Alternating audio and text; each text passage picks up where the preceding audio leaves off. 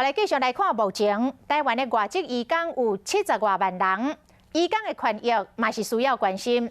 即卖的管理办法有规定，只要移工方检查出有戏罗，除了医生的证明，除了移工家己同意之外，还阁雇主点头，移工才会当接受治疗。但是大部分的移工却拢因为雇主无同意，毋若工课无去，甚至被逼签下着自愿回国的同意书。台湾移工联盟今仔日陪移工朋友到疾管署来抗议，要求爱马上来修正这个不当的法令，他来保障着移工的人权。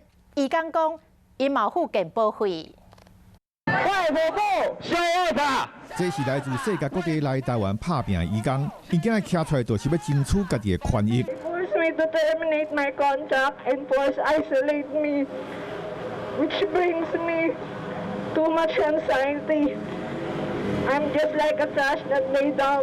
There's no days that I didn't cry. I feel like they have denied my rights as a human. 医生诊断书证明讲伊病早就好了，但是也是无头路，而且唔是干那伊一个人。I work in Taiwan and I pay my yearly income tax, labor insurance, health insurance. So in this time, I really need my health insurance benefits to support my medical treatment, and I have the right to use it.